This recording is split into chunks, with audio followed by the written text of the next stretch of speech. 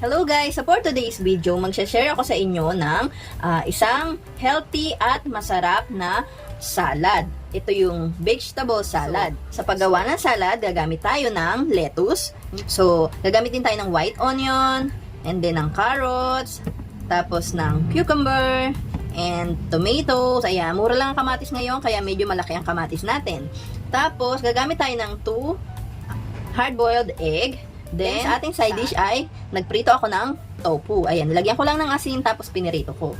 Tapos, sa ating dressing, gagamit naman ako ng Lady's Choice. Ayan, yung yung original na Lady's Choice. Then, gagamit din ako ng jalapeno cheese. Tapos, meron din ako ditong mga, nagamit ko na to, pero ito yung mga pang-add ko lang sa dressing. So, meron ako ditong salad shots Caesar.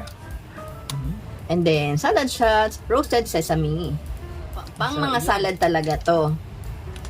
Tapos, syempre, gagamit din tayo ng pamintang pino. Ayan. Tapos, ng iodized salt. Ayan, mga pampalasa. So, ngayon, uumpisahan ko na ang paggawa ng healthy na salad.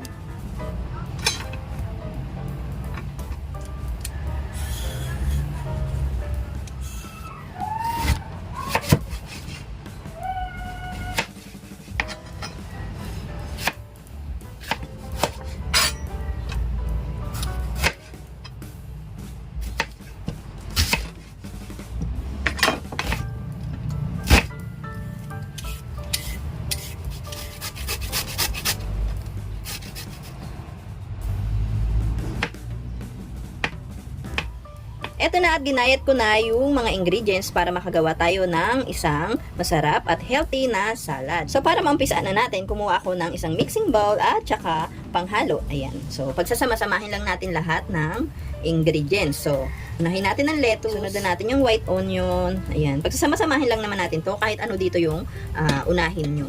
Ayan. So yung tomatoes and then yung tapos itong carrots. Then, yung itlog. Ayan. So, pagsasama-samahin, mix lang natin lahat ng ingredients hanggang mag-well combine na sila lahat. Pwede na natin siyang timplahan. Natin itong mayonnaise. So, ayan. Konti na lang ang mayonnaise ko. Kasi ito nga ay ginagamit ko everyday. Ayan. So, meron tayong konting mayonnaise. Ayan. Tapos, gagamit din tayo ng cheesy jalapeno. Ayan. Nabibili to sa supermarket. So, hindi natin to ilalahat. Maglalagay lang tayo ng kaunti. Tapos, maglalagay na rin tayo nito ng Caesar. Yung sesame salad. Pampalasa lang naman to guys. Kung gusto nyo maglagay, pwede rin namang hindi. Optional lang. Then, isusunod na rin natin yung asin. Ayan. So, sa pagtitimpla, bahala na kayo kung paano nyo ititimplahan. Kasi, kanya-kanya tayong panlasa. And then, paminta. Ayan. So, sa akin, ayoko nang masyado maalat and ayoko rin ng maraming paminta. Sakto lang. Then, i-mix lang natin yan hanggang makover na lahat ng ingredients ng mga nilagay natin. Yan. So, ang sarap. So, eto na. Yung salad, tapos na. So, ganun lang kadali. Isasalin na lang natin to sa isang plate. Pwede nyo rin itong ilagay sa ref, palamigin, or pwede naman kainin na lang ganyan. So, depende sa inyo. And then, siya nga pala, may nakalimutan ako ilagay. Ayan. So, dagdag pampalasa rin. So, optional lang din naman ito kung gusto nyo o hindi. Ito yung mais. Ayan. Yung nakalagay sa lata lang. And, ihahalo ko lang dito sa aking salad. Optional lang to kung gusto nyo lagyan or hindi. Ayan. Pampadagdag lasa lang. And, masarap din kapag may ganito.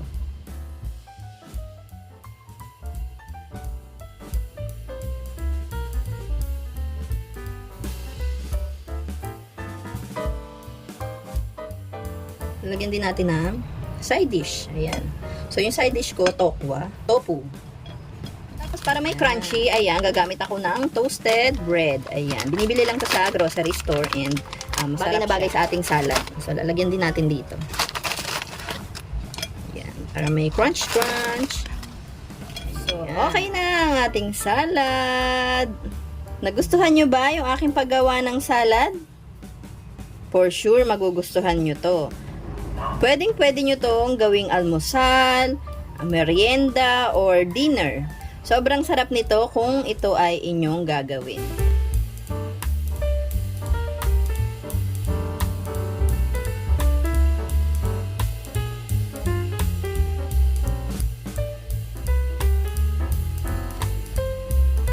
So, it's time naman for tikiman. Sobrang sarap at healthy talaga ng salad na to. And for sure, magugustuhan nyo. Kung ikaw ay vegetarian, bagay din sa'yo to. So, yun lamang sa ngayon. Maraming salamat sa pananood.